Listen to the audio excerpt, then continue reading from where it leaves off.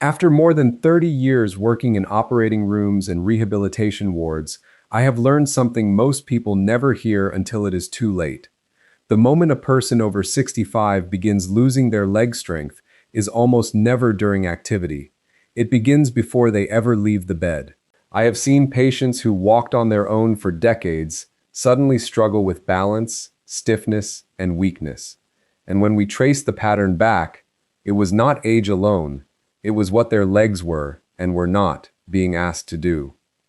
There are 5 exercises you can do in your own bed, and they build more leg strength for a person over 65 than 50 squats. I know exactly how that sounds. So before anything else, let me tell you why it is true. When you do a squat, your knees carry your entire body weight. Most of your effort goes into holding that weight up, and your knees take the punishment. The muscle only gets a small part of the work. That is why so many people over 65 do squats, ache for 2 days, and get almost nothing back. These 5 movements take that weight away completely. Your bed carries it, so all of your effort goes straight into the muscle and none of it into the joint. That is why a few good repetitions beat 50 squats. Now, most people over 65 do not do squats. They walk. And walking is good for you. But walking moves your legs. It does not work them. It carries you forward in one straight line, using the same 2 muscles thousands of times a day. Meanwhile, the deep muscles that hold your knee steady and catch you when you stumble are barely asked to do anything. So they fade quietly, while you feel like you are doing everything right. We will rank all 5, from least impactful to most effective. Stay with me for number 2, because it works muscles almost nobody over 65 has trained in decades. Before we continue, tell me something. How old are you, and where are you watching from? I read every comment you leave. Now, let us begin. Number 5, short arc knee extensions. This first exercise might seem almost too small to matter, but do not let that fool you for a second. Short arc knee extensions are one of the first movements prescribed after knee surgery in nearly every orthopedic rehabilitation program in the world, and there is a very specific medical reason for that. The muscle on the front of your thigh, the quadriceps, does more than straighten your knee. A portion of it sits just above the kneecap and holds that kneecap in its groove. When that section weakens, the kneecap begins to track slightly off center. You do not feel pain at first. You feel something worse. You feel the knee hesitate on a stair, as though for half a second it was not there. Rehabilitation research consistently shows this small section of muscle weakens earlier and faster than the rest of the thigh, and that walking does almost nothing to restore it, because walking never straightens the knee against meaningful resistance. Here is exactly how to do it. Roll a bath towel into a firm tube about the size of your forearm, lie flat on your back, and place that roll under one knee so the knee rests in a slight bend. Your heel stays on the bed. Now, keeping the back of your thigh resting on the roll, slowly straighten your lower leg until the knee is completely straight. Only the lower half of your leg moves. At the top, squeeze the muscle above your kneecap as hard as you can and hold for 5 full seconds. Then lower your heel back down over a slow count of 3. That is 1 repetition. Perform 10 repetitions on one leg, then switch. Complete 3 sets on each side. Here is the tip that makes the difference. Place your hand flat on your thigh just above the kneecap while you do it. If you cannot feel that muscle harden under your palm, you are lifting with momentum rather than tension. Slow down until you feel it. Within 2 weeks, most people notice the same thing. Stairs stop feeling uncertain. If you're still watching this video and finding these insights valuable, please comment number 5 below to let me know you're here. And if you haven't subscribed yet, I recommend you subscribe and turn on the bell so you don't miss any videos. Your support helps us continue creating good content to inform and inspire you. Now, let's move forward. Number 4, clamshells. Now, let us move to the muscles that decide whether you stay upright when your balance is genuinely tested. But before we continue, if you have been enjoying the video so far, hit the like button and don't forget to subscribe and hit the bell icon so you don't miss more videos like this. Number 4, clamshells. Here is something most people do not realize. A real fall is almost never forward. You catch a rug, your weight shifts sideways, and for a fraction of a second, your entire body is balanced over one hip. The muscles on the outside of that hip either hold your pelvis level or they do not. If they do not, you go down. Those muscles are the hip abductors, and research on falls in adults over 60 has repeatedly identified weakness there as one of the strongest warning signs of a future fall, a stronger signal in many studies than weak knees. And walking trains them almost not at all, because walking is a forward motion and these muscles work sideways. Here is how to perform a clamshell correctly. Roll onto your right side. Bend both knees to roughly a right angle and keep your feet together, one stacked on the other. Rest your head on your arm or a pillow. Now, the critical part.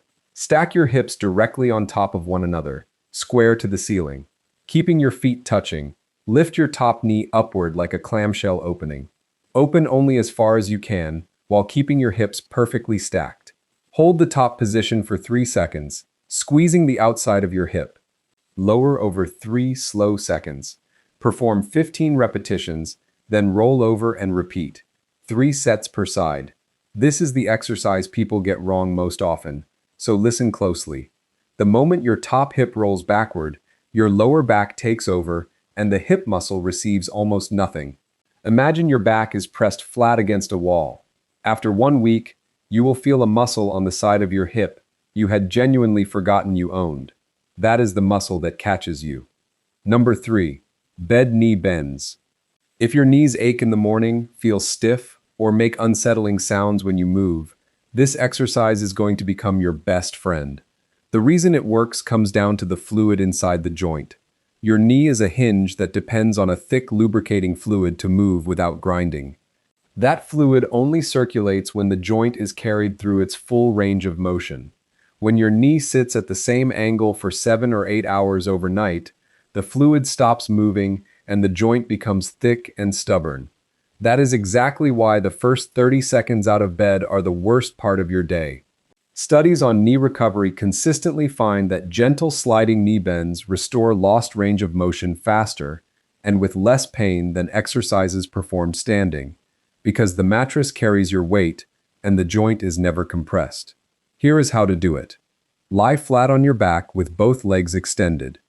Wear socks or place a folded hand towel under your heel so it glides instead of dragging. Textured sheets will fight you.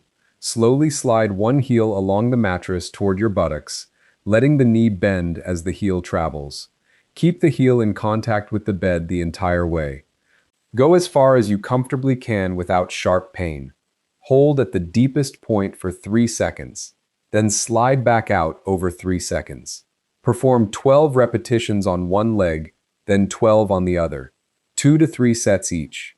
One tip that changes this exercise completely. Keep your kneecap pointing straight up at the ceiling the whole time.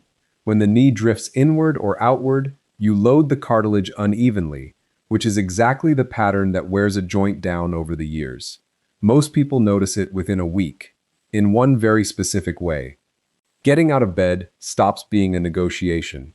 If you're still watching this video and finding these insights valuable, please comment number 3 below to let me know you're here. And if you haven't subscribed yet, I recommend you subscribe and turn on the bell so you don't miss any videos. Your support helps us continue creating good content to inform and inspire you. Now, let's move forward. Number 2, toe curls. And now number 2, the one I told you to wait for. Number 2, toe curls. Here is a group of muscles almost nobody over 65 has trained in decades, and they may matter more than your thighs. Inside each of your feet are more than 20 small muscles. They are called the intrinsic foot muscles, and they are the very first point of contact between your body and the ground. Every time you stand, your toes are quietly gripping to keep you steady. When the floor shifts, when you step on the edge of a rug, these muscles fire before your brain has registered that anything is wrong. They are your first line of defense, and they act faster than any decision you could make. Decades of stiff-soled shoes leave most older adults with feet that are almost completely switched off. Balance research keeps finding the same pattern. Weak foot and toe muscles mean poor balance, and poor balance means falls. The encouraging part is that these muscles wake up remarkably quickly. Here is how to do it. Lie in bed with your legs straight and relaxed, and pull the covers off your feet so nothing restricts the motion. Curl all of your toes downward, as though you are trying to scrunch up the bed sheet with your feet. Curl as hard as you can and hold that squeeze for 5 seconds. Then do the opposite. Spread your toes wide apart and pull them upward toward your shins, and hold that for 5 seconds. That is 1 repetition. Perform 15 repetitions, 3 sets. If you want the stronger version, lay a small towel flat near your feet and use only your toes to drag it toward you, inch by inch. Your feet may cramp the first few times. That is not a warning sign. That is a muscle being asked to do its job for the first time in 20 years. 2 weeks in, people describe the same feeling. The floor feels solid again. Number 1, bed edge marches. And now we arrive at number 1, the single exercise that produced the strongest lower body engagement of anything on this list, and the reason it beats 50 squats. Number 1, bed edge marches. Every other movement in this video is performed lying down. This one is performed sitting upright on the edge of your bed, with your feet on the floor. That one change transforms everything, because now your body must hold itself upright while your legs work.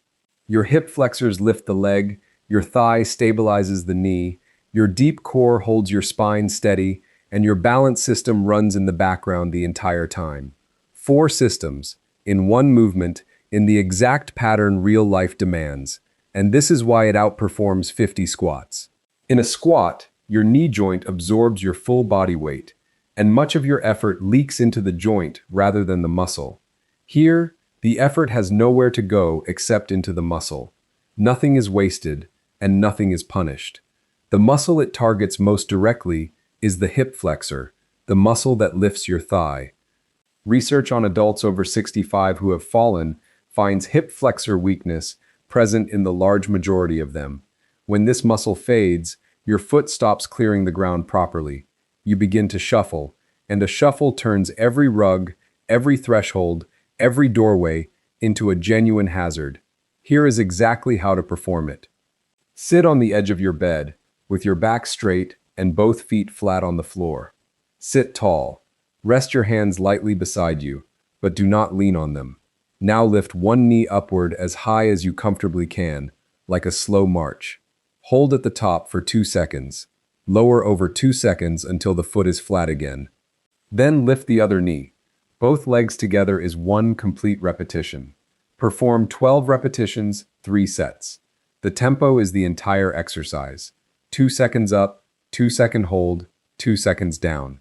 Count it out loud, because speaking forces you to breathe and stops you from straining. And here is the most important instruction in this video. Do not use your hands. If you need them in the first week, that is perfectly fine. But the goal is hands off the bed, sitting tall, letting your legs and core carry everything.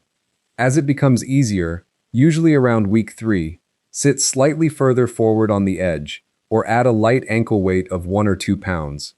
You will feel like you are starting over. That is exactly the point. 4 to 6 weeks of this, done every morning before you stand, and the reports are always the same 3 things. Rising from a chair without hands, stairs without gripping the rail, and walking to the bathroom at night without touching the wall. If you're still watching this video and finding these insights valuable, please comment number 1 below to let me know you're here. And if you haven't subscribed yet, I recommend you subscribe and turn on the bell so you don't miss any videos. Your support helps us continue creating good content to inform and inspire you. Now let's move forward. There you have it. 5 bed exercises that build the exact muscles walking leaves behind. Short arc knee extensions for the knee. Clamshells for the hip that catches you sideways. Bed knee bends for morning stiffness. Toe curls for the feet that grip the ground. And bed edge marches, the single movement that ties all of it into real, usable strength. The entire routine takes under 15 minutes, requires no equipment, and works on any mattress. Now let me make this simple, because the biggest reason people fail is not the exercises. It is doing all 5 on day 1, feeling sore and quitting by Thursday. Week 1, numbers 5 and 4 only. Week 2, add 3 and 2. Week 3, add number 1, and you are running the full routine. If you can only ever do one, do number 1. And one thing I need to say plainly. If any of these produce sharp pain, not muscle burn, but sharp pain, stop and speak with your doctor, especially after recent surgery or a blood clot. Burn is fine. Burn is the point. Sharp pain is information. Now I want to hear from you. Be honest in the comments. Can you stand up out of your chair right now without using your hands? Tell me yes or no, then come back in 3 weeks and tell me again. I would love to read that second comment. If you found this helpful, subscribe so you never miss information like this. Thank you so much for watching.